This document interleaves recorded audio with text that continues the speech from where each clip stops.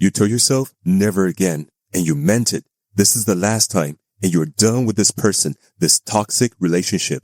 Maybe you unfriend them on Instagram, maybe you cried to your friend, or you wrote the whole thing down in your journal so you never forget how bad it actually got. You knew all the way down to your core that this person is just not good for you. And then you hear the buzz, and somehow, before you even look, you know it's them. One message, and it reads, "Hey, I've been thinking about you." And something in your chest just drops, and all of the resolve, the clarity, the never again, just gone in an instant. And you are replying back before you even decided to. And the worst part isn't even the going back, it's the voice right after, the one that goes, "What's wrong with you?" You literally knew better. So why can't you just leave it all behind and move on? And that question, the why can't I just leave? It actually has an answer, a real one. And it's not because you're weak. So if there's a person that you keep going back to, someone who leaves you a little smaller every single time, if you've lived that never again and back again loop more times than you want to admit, this episode is for you.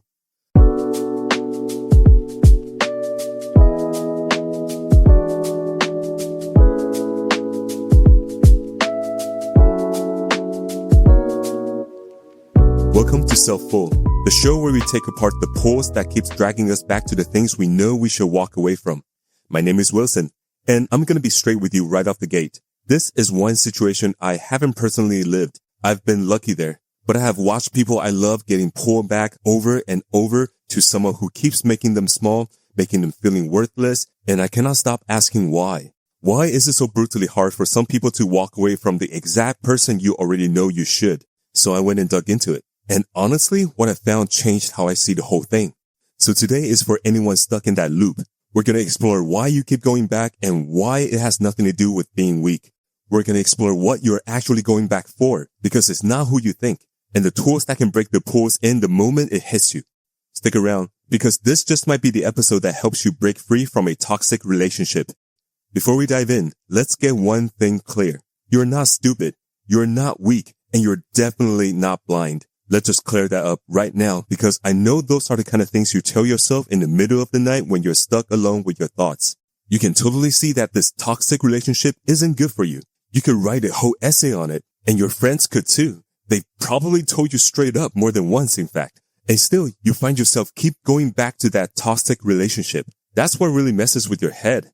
It's not that you don't know what's going on. It's just that when the pull hits, all that knowledge seems to just fade away. You can be very clear-headed on Monday and then be back in it by Friday. And it can be anyone, right? It could be your ex who keeps asking you back and then gets cold again.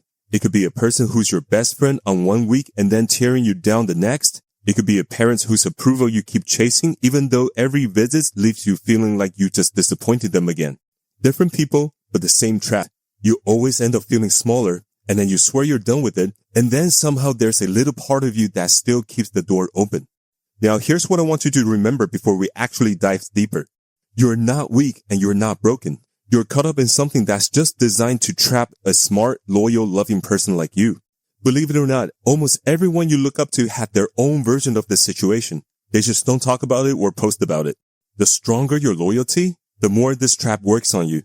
I want you to remember that because we're going to talk about this later in this episode. But before we do, our mission today is to figure out why this pull is stronger than your logic. And let's start by exploring why you're hooked. It's not about being flawed. It's more like chemistry, which leads us to point one. You're not weak. You're on a slot machine. Here's the first important point. It shifts the focus from you and your character to where it really belongs. What really keeps you hooked isn't the good times. It's the inconsistency. Think about it. If someone treats you poorly all the time, you would just leave in a heartbeat. It's straightforward. Nobody gets addicted to someone who's always terrible. What really keeps you hanging on is a person who's mostly cold, critical, or distant, but then, just when you're ready to walk away, they throw you a crumb, a good day, that warm feeling you felt for showing up out of nowhere.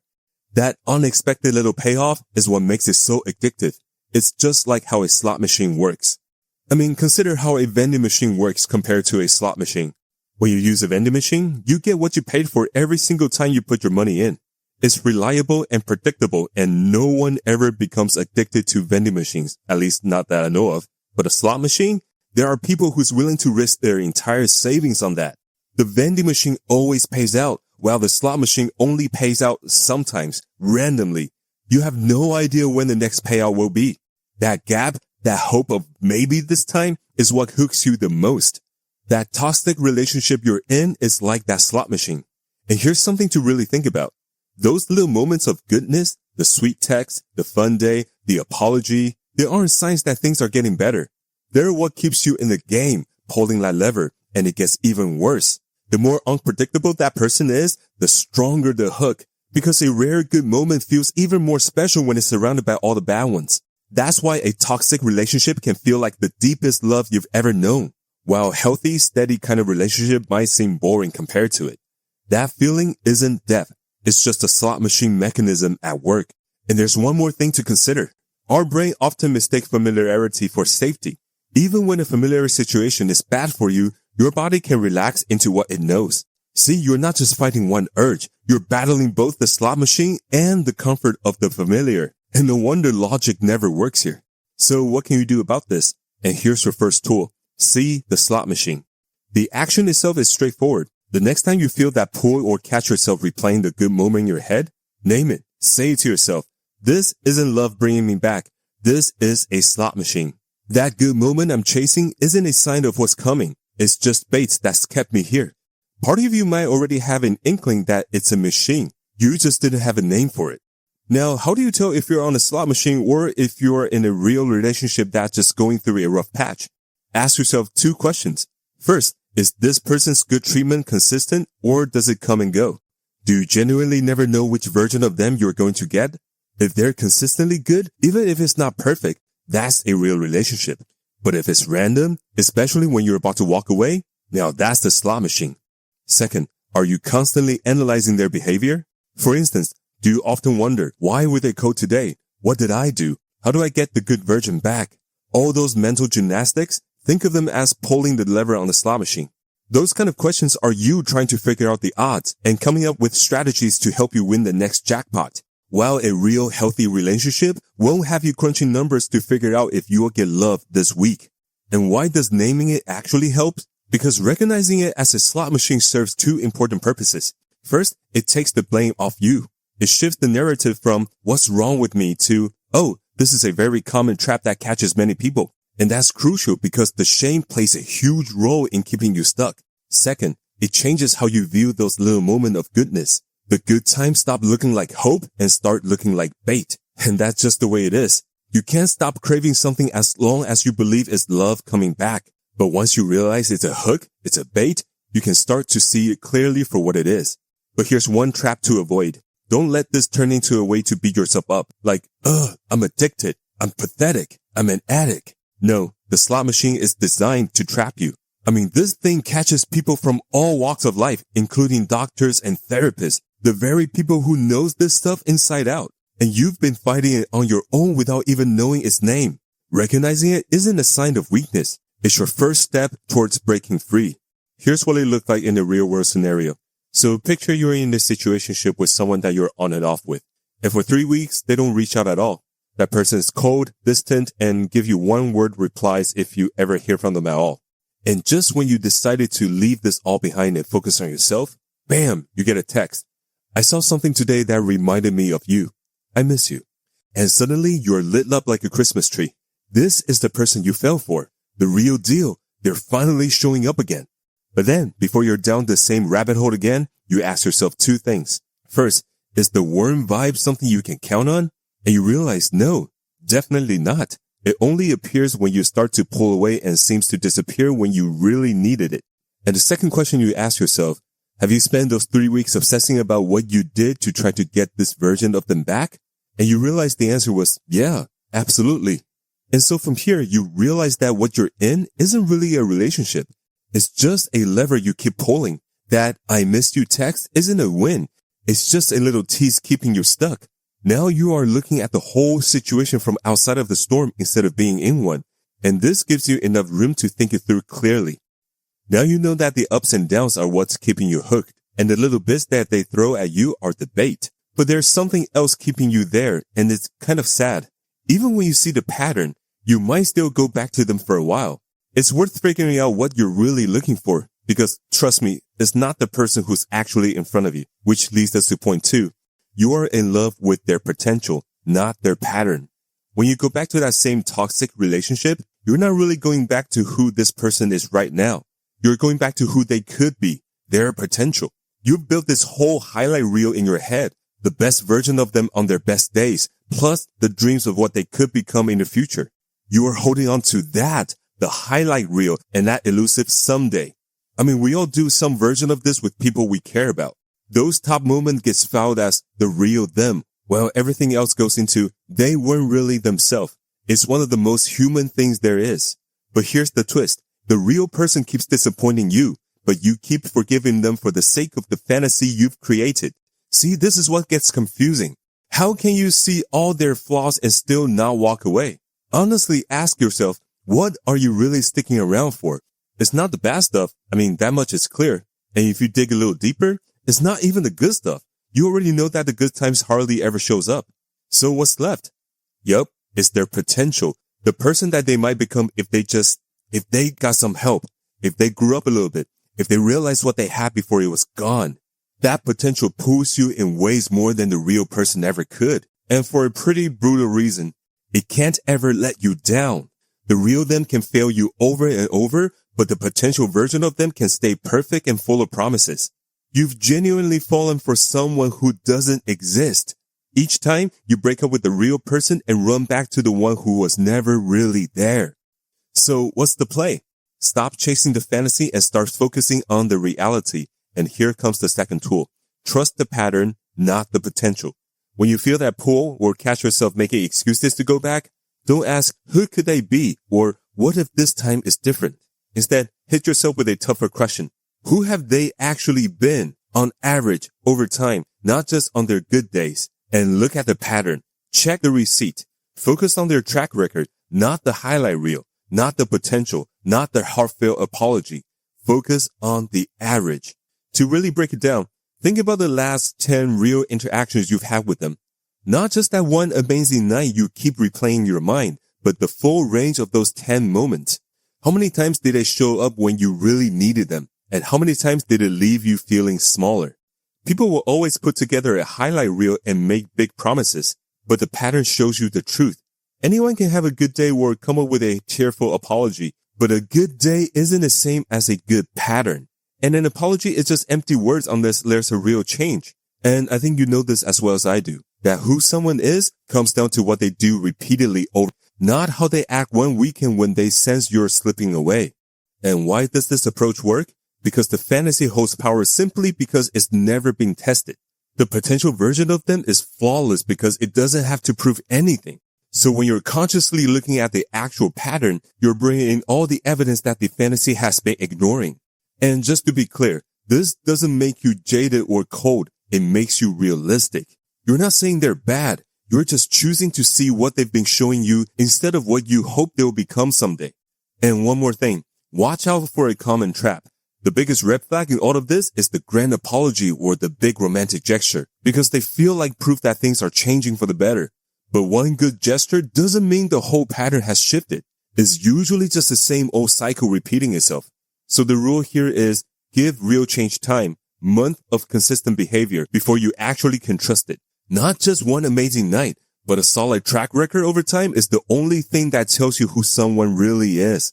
Here's a scenario. Say you've got this friend, and when she's good, she's the best friend you could ask for. She understands you like no one else. She's incredibly funny and makes you feel completely seen. But there's another side of her. This is the friend who forgets your birthday, who turns you into a punchline of a joke in front of everyone, and who goes completely cold the moment you need something from her. Every time you consider pulling back from the friendship, your mind brings up the highlight reel. You think about that one unforgettable night when she was at her best. You convince yourself that that's the real her, and that the other behaviors are just a phase. But this time, you pose a tougher question on yourself. Over the last 10 times we actually hung out, who did I really experience? It's a brutally honest realization, and it stings a little.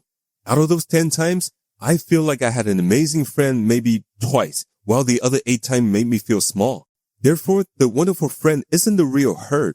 She's just a fleeting moment, one who only appears 2 out of 10 times, yet keeps you loyal on the other 8 experiences. And this is where you realize that you haven't really been best friends with her. You've been best friend with her potential. So now that you can see the slot machine and you can tell the pattern apart from the potential. But here's the brutal truth about both of those tools. In the calm light of day, they make complete sense. You're probably nodding along right now, but none of it, and I mean none of it, is going to save you in the middle of the night when their name lights up on your phone and the craving for reconnection actually hits you. Because in that exact moment, your brain pulls one specific sneaky little trick, and beating that one trick is the whole entire ball game, which leads us to point 3. Don't just watch the trailer, finish the movie. This is the one that actually works when you're in the thick of it. When that craving for reconnection hits, your logic goes out the window, and the craving takes charge. What's sneaky is what your brain does right then. It shows you a trailer. When the urge comes, your mind plays just one scene. The reunion, the relief, the best version of things. You feel all that warmth, hear the I missed you, and see the making up. Then, boom, it cuts off right there. Credit rolls, giving you a sense of happily ever after. But it doesn't show you what comes next, or a few scenes later, or how it really ends. The part you know all too well because you've been through it every single time. It doesn't show you the cold feeling creeping back a week later. It doesn't show the very reason you left happening again. It doesn't show you 3 weeks down the line, sitting in the same spot, feeling smaller and saying, never again for the 100th time. See, your craving is like a movie trailer editor, only ever showing you the highlights. That's the trick. That's the whole deal. It all relies on you only seeing the first 30 seconds. So what can we do about it? And this move is pretty straightforward to say, but it's really powerful. You refuse to watch the trailer. And the third tool is simply finish the movie. And this is how you do it. The moment you feel that pull, when you feel that craving for reconnection to that same toxic relationship, you don't fight it. And you don't just go with it either. You simply refuse to stop the film at the good part. Play it all the way to the end. In your head, you walk through the whole sequence. All right, I text back, we're reunited. It feels amazing for a few days. The honeymoon, the relief, the see, it's different this time. And then, and here's the key, you fill in what happens next because you know how it goes. Then the coldness shows up again. Then the exact thing they always do happens again. Before you know it, you're right back where you started, feeling how you feel tonight, but even more exhausted and convinced that you can't trust yourself. You play it to the real ending every single time. So how do you actually pull this off? Because when the craving hits, your brain is definitely going to try to leave out the ending. Don't just depend on your memory when you're feeling weak. Write yourself a note now when you're clear-headed. Jot down the whole honest story of what happened every single time you go back. And make sure you include everything, even how you feel afterwards. Sitting in the car, lying in bed, whatever. Be specific. Think of it as a warning label for the clear-headed version of you to the foggy craving version of you. Then when the urge hits and their name pops up in your mind or on your phone, you don't have to rely on your confused brain to remember the truth. You open the note and read the ending that you already know is coming. That's the clear-headed version of you reaching forward to protect the craving-driven you. So why this is better than relying on willpower? Well, because you know as well as I do that willpower doesn't usually win this battle. A craving runs on the anticipation, the reward, the good part is promising you.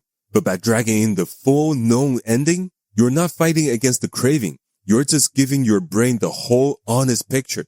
The pull fades away because it can't handle the complete context. It's the difference between I want the good part and I want the good part, but then I also get the exact pain I'm trying to avoid. Nobody really wants that second option. You just have to help yourself to see that it comes as a package. And this is why this tool is essential for the other two. Seeing the pattern and trusting the process are things you do when you're calm. Finishing the movie is how you actually use those ideas when you're in the heat of the moment. It pulls the pattern and the trap into those crucial seconds that decides everything. You might not be able to think clearly when the craving hits, but you can recall a movie you've already seen 100 times. Here's a scenario. Imagine it's your parent, the one who always has something critical to say, and a family dinner is coming up this Sunday, and part of you is really hoping that maybe, just maybe, this will be the time they finally say they're proud of you. You're already imagining it. You walk in, share the news about your promotion, and their face lights up. It's the moment you've been chasing your whole life. You're about to say, yeah, I'll be there before you even fully think it through. But this time, you actually play it out. all the way to the end. You tell them about the promotion and you can already feel it. They hesitate and then they say, "That's nice. Is it permanent? What about the benefit?" You drive home that night feeling like that kid who's scared of going home because you got an A- instead of an A. Because that's how it always goes. The preview shows you the proud parent, but the actual movie leaves you feeling small and alone in a dark car. Now that you can see the whole picture and you can decide, do you want to go back for the real reason on your own terms with your expectations set for who they've actually shown themselves to be? Or are you just stepping into the same disappointing ending again? And if you make that drive 100 times hoping for a different outcome, you're definitely not alone. So here's the recap. Recognize the pattern so that the crumbs don't look like hope anymore, but rather what they truly are. Bait. Trust the pattern over the potential. Shift your loyalty from who they could be to who they've consistently been. And when that pause hits you again, because it will, finish the whole movie instead of just letting your craving blur the truth. See the slot machine, trust the pattern, and finish the movie. And if you take away just one thing from this episode today, make it this one. Write down the ending. Do it now while you're thinking clearly. Write out the full sequence of what happens every time you go back, all the way to how you feel when you're driving home afterwards. So when their name lights up on your phone again or in your mind, you're not just reacting on instinct. You can read your note and remember the truth. And look, I'm going to be real with you here. You're probably going to go back again sometimes. This isn't a one-time fix. You'll likely see the machine for what it is and still pull the lever. You'll read your notes and go back anyway. And that doesn't mean you're failed. It's just the start. Because every time you go back with your eyes open, seeing the machine and knowing the ending, you take a bit of its power away. The whole thing only works in the dark. And right now, you're slowly turning on the lights. You don't have to walk away immediately. It's a gradual process, one smart choice at a time. And remember where we began? You swore you'd never go back again and only to find yourself doing it and then feeling bad about it later? Here's the main point. Asking, why can't I just leave, isn't a sign that something's wrong with you. It shows your loyalty, and that loyalty has been used against you. That's not a flaw. In fact, it's one of your best qualities. It just needed to be directed towards someone who appreciates it, not someone who keeps taking it without giving anything back. You don't have to cut off your loyalty or become cold. You simply need to see things clearly and find someone who values what you bring, values you for who you truly are. And if this episode resonates with you, and if you know someone who also keeps going back to the person who makes them feel small, you don't need to give them the full lecture. Just simply share this episode with them. You now know the trap of a toxic relationship works. And sometimes the kindest thing you can do is to quietly share that knowledge, giving them a chance to stop blaming themselves. And if there's anything you'd like to share, you can find me on Instagram at Thoughtful Podcast or leave it in the comments on whatever platform you're listening to this podcast on. So this week, when that one person pops back into your life again, and you know exactly who I'm talking about, before you respond, finish the movie. You already know how it ends, and you're allowed to want a different outcome. And remember, I'm always here for you. Take care.